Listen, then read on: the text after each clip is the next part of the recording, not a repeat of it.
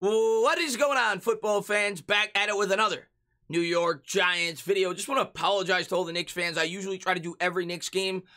This week has been really busy for me. It was actually my brother's wedding last night, and I'm going to have family over for the holidays tonight, so won't be calling the Knicks game again. But Tuesday, I'm going to get back on the grind with the New York Knicks. I will be in attendance tomorrow, as I promised at the beginning of the year, when the New York Giants take on the Philadelphia Eagles. And if you want to get a chance to meet me, have a couple of beers, whatever it may be, I'm going to be joining Bobby and Justin, much like they did during FanFest, for their tailgate. I'll be there at 10 a.m. I think they're going to get there at 8 a.m. because they're crazy, but I'll be there at about 10 a.m. and I'm looking forward to getting to meet them again, and I meet them again, and hopefully get to meet a ton of you guys and talk about the New York Giants and the Philadelphia Eagles. And of course, it's been a major letdown this year for the New York Giants. When we saw the schedule at the beginning of the year, a lot of us did not think the Eagles would look as good as they have, and a lot of us thought the New York Giants would look better than what they have. The New York Giants come in at 3-7, the Eagles come in at 5-6, and it is a huge game for the Philadelphia Eagles as they are right in the thick of the playoff race. And the one thing I'm going to hit home with the Philadelphia Eagles in this video, and why I think they've started to turn the corner as a football team, is they have started to find an identity. And we'll go over the stats as to what I'm exactly talking about. But much like the New York Giants last year, right around this same time, they're starting to run the football at will. And the one thing I'll say about the Eagles, which really stands out when you look at their numbers outside of just the rushing totals, they're really strong in the red zone, something that the New York Giants defense will have to stand strong on if the Giants have any opportunity to win this football game. The Eagles rank 6th in the entire NFL in terms of red zone offense. The New York Giants rank top 10 in that category defensively.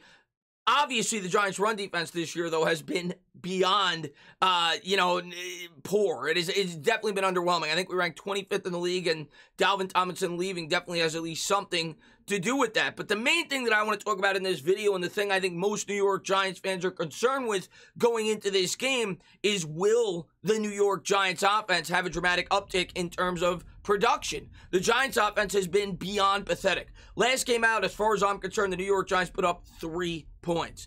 And it seems like every week under Jason Garrett, the Giants will come out with a pretty strong first drive and then have no production after that. And some of that definitely falls on Garrett. Some of it definitely falls on the players. But I hope as a Giants fan that things start to turn around real quick. It was blatantly obvious last week that Kenny Golladay was beyond discouraged with his role in the offense. Now, we said a lot of nice things about Garrett this past week, but you know that he was not happy not getting the football. I think he only had 2 targets that entire game. You're talking about a guy that gets paid $18 million per season. And I think in this game, I expect the New York Giants, especially with all the injuries, to try to feature him. Of course, last year, Freddie Kitchens, who has not officially been named as the offensive coordinator for the New York Giants, but I think we all know more than likely he's going to be the guy calling the plays, especially from some of the things that we've heard in terms of the practices this week. I expect Kitchens to be the play caller. Kitchens did call a game for the Giants last year when Garrett was out due to COVID, when they played his former team, the Cleveland Browns. The Giants in that game, of course, had Colt McCoy at quarterback. They did throw the ball down the field a bit more, but they only scored 6 points against the Cleveland Browns in that football game. The defense couldn't get off the field because they couldn't stop the ground attack. They lost 20-6. I think McCoy threw for about 220 yards, but I want to talk about some of the things that Kitchens may be able to add to this offense. And I think there's a ton of pressure going into this game for Joe Judge, for Daniel Jones, not just for this game, but for the remainder of the season. I think when you change, your offensive coordinator this late into the season, which I think was a mistake. I think they should have done it. They should have done it at the bye, so they had 2 more weeks to get acclimated, but they decided not to do that. But when you change an offensive coordinator this late in the season, to me, it's a last-ditch effort for Joe Judge to kind of win Mara over and say, hey, listen, that was the reason we weren't getting things done. Now, what I will say, last year when the Giants did make changes to the coaching staff, specifically the offensive coaching staff, you saw the Giants get dramatically better in that area. Last year, they felt like they needed to make a change with Mark Colombo. They made it, and then you saw significant progress with that offensive line throughout the rest of the year. Of course, the offensive line this year has been piss poor, especially over the last 4 or 5 games, but they are completely banged up. So I don't know how much I could come down on the new offensive line coach, Rob Sale, and I'm sure Joe Judge is taking that into account. But do I think this could make a dramatic impact for the New York Giants? I suppose it's possible, and it's certainly what we're all going to have our eyes on in this game. Nick Sirianni has come out and said that he thinks the New York Giants going into this game actually have a sizable advantage because he doesn't know necessarily what to expect from their offense, being that the New York Giants have not officially named the play caller, and they can assume, like we are, and I'm sure they are as well, that Freddie Kitchens more than likely will be the guy calling the plays, but they don't know necessarily the type of offense that he's going to bring out there for the New York Giants, being that he has not called plays for this offense for the most part. He's never called a game with Daniel Jones being the quarterback and having Saquon Barkley on the roster, along with Kenny Golladay. So there's a lot of new pieces to this offense this year from when the game that he called last year when he had Colt McCoy under center going up against the Cleveland Browns. So maybe the New York Giants have an advantage there. But I think these last 7 games are going to dictate potentially whether or not Joe Judge is back, whether or not Daniel Jones is the starting quarterback next year. I think they need to show Mara over these last 7 contests that there is significant progress with Garrett not calling the plays any longer to show confidence in terms of them pushing forward with this grouping. And there's a lot of pressure on Judge, on Kitchens, on everybody else to really get this offense into high gear. Because quite frankly, this New York Giants offense has been beyond pathetic. Only scoring 3 points last week, that is really bad, especially going up against the Tampa Bay Bucs defense that lost to 2 backup quarterbacks the 2 previous weeks. And a lot of fans over the last 2 years, all they have talked about is how Jason Garrett is at least largely responsible for the inefficiencies in this New York Giants offense. Well, now you're going to get your opportunity. Is Kitchens the long-term answer? Probably not. I don't think he's the offensive play caller in terms of, your dreams, but he can't be much worse than that of Jason Garrett. The New York Giants under Jason Garrett only had 31 red zone touchdowns in 26 contests. That's bad. They're ranked dead last in that category this year. They ranked 31st the year before. Weren't scoring a whole lot of points, and hopefully this change will spark something in this offense over the last 7 games and give us something to look forward to going into next year. We'll see if Daniel Jones could get it going, but I want to talk about some of the things that I think Freddie Kitchens could present with this offense, what he could bring to the table, and what he brought to the Browns when he initially got the job. Now, I do want to say, obviously, things went south the second year when they fired Kitchens when he became the head coach, but as an offensive coordinator, at least for a half a season with the Browns, there was a dramatic improvement in Baker Mayfield's play, which is why he got the head coaching position. We'll start off with the splits. When he called the plays and when he did not. He did not call the plays for the first 8 games in Baker Mayfield's rookie season. During that time, Baker Mayfield's QBR was 36. When he became the OC for the final 8 games, it doubled to 70. The completion percentage went up from 58 to 68%. The yards per attempt went up from 6.6 to 8.6. The touchdown percentage went up to 3.6 to 7.2. And the sack percentage went down from 8 to 1.8. So there was clear improvement in Baker Mayfield's play, and Freddie Kitchens was widely credited with that, which is why he then got the promotion, and then he was fired quickly thereafter, being that the Cleveland Browns were expecting to compete to potentially go to the playoffs the following year, and they came up short. They made that change, and then last year, of course, they had a pretty strong season with their rookie head coach. Now, as far as Kitchens, what he brought to that offense and what he may potentially bring to this offense, there's going to be injuries this week. Like I said, I think a guy like Tony could definitely benefit from this type of offense. It seems like there's a lot of underneath routes. He's not going to be playing, though. A guy that I expect to benefit greatly, if he's even near himself in this game, is Saquon Barkley. Kitchens, while he was with the Browns, threw to the running backs a lot more than the previous offensive coordinator, and a lot of people felt like that had a lot to do with why Mayfield had an uptick in terms of his production. Want to talk about that. Per CBS Sports, the difference in rookie quarterback Baker Mayfield's play under Kitchens has been jaw-dropping. Under Jackson and Haley, Todd Haley, of course, was the former OC.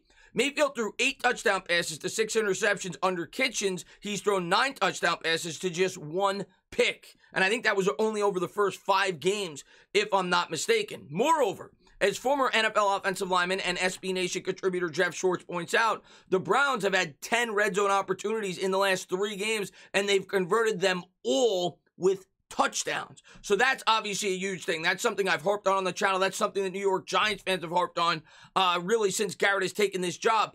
10 straight red zone touchdowns. The New York Giants can't get into the end zone to save their lives once they approach the red zone. So it was something that, at least in a small sample size, Kitchen had a lot of success with Baker Mayfield in his rookie season. And per Football Outsiders opponent adjusted efficiency metrics, only Drew Brees has more valuable on a play-by-play basis than Mayfield since Kitchens took over. Then I want to jump a little bit further in terms of the way that they use the running backs in the passing game. In the 8 weeks under Haley, the Browns had used their running backs in the passing game to the tune of just 28 catches for 242 yards and 0 touchdowns. Good for just around 3 catches and 30 yards per game on average. The Browns were forcing themselves into 3 wide receiver sets despite the positional limitations there, with Josh Gordon being shipped away and taking deep drops and working downfield passing game. For the most part, the running backs were distractions. Under Kitchens, this has changed immensely. In 5 games, Kitchens has included the backs heavily in open space designs and the screen game. The group has accounted for 34 catches for 330 yards. So if you compare it, over the first 8 games, they had 28 catches, 6 less catches for 242 yards, about 100 less yards and 6 less catches in 3 more games. So he clearly used the running backs a lot more, and that had a lot to do, they said, with why Baker Mayfield flourished in his rookie season once he took over. And who do you think about there? You think about Saquon Barkley, by far the best pass catcher at that position for the New York Giants. Another thing that we saw a little bit of last week, even though Garrett was technically still calling the plays, was the wishbone offense. We saw one play of that where the New York Giants used 3 running backs, something we had never seen before.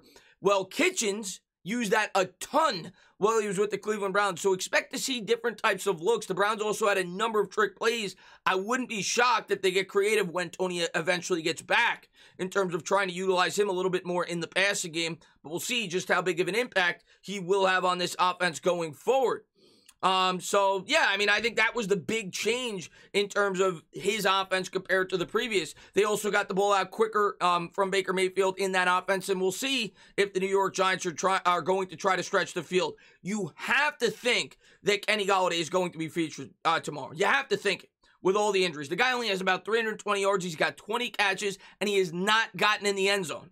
That's not cutting it for a guy that's making $18 million a year, and I'm sure that Kenny Golladay is pretty pissed off, and you kind of saw that last week on the field when he only had 2 targets. He wants to make an impact. In this offense, he really has not been allowed to, so I have to think that the Giants are going to make that a focal point of this offense tomorrow, going up against the Philadelphia Eagles. In terms of the players that are going to be out, well, Colin Gillespie, Sterling Shepard, Caden Smith, Kyle Rudolph, and Kadarius Toney are both doubtful. So I don't expect either one of them to play, which means the primary focus in the passing game is more than likely, obviously, going to be Kenny Golladay, Barkley out of the backfield, and potentially Evan Ingram. We'll see what they're able to dig up against this Philadelphia Eagles defense. Now, the Eagles defense has been okay this year, but what really worries me about them is how they've been able to control the pace of play. They have found an identity over the last 5 games or so with that running attack, and they are incredibly efficient from within the red zone. If you look at their offensive statistics in terms of running the football, they kind of lost their identity.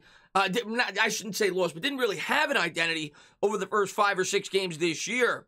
The last 4 games, they've run for 236, 176, 216, and 242 yards on the ground. So make no mistakes about it. The Philadelphia Eagles are going to come out with a focal game plan to try to jam the ball down the throats of the New York Giants. And as a Giants fan that watches this team on a week-in, week-out basis, I have serious doubts as to whether or not the New York Giants defense is going to be able to stand strong going up against that potent run attack. The Giants rank like 25th in the league in terms of yards per carry against. That is something they've really struggled with this year, and they may be going up against the best rushing attack outside of probably Dallas that they faced this season, the way that the Philadelphia Eagles have been able to run the football as of late.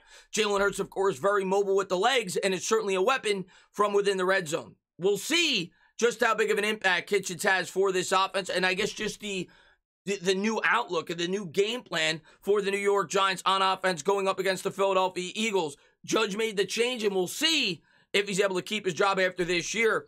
I still think in my heart, more than likely, Mara's going to push forward with Judge unless this team doesn't win another game for the rest of the year or they look really sluggish down the stretch, but it certainly could help.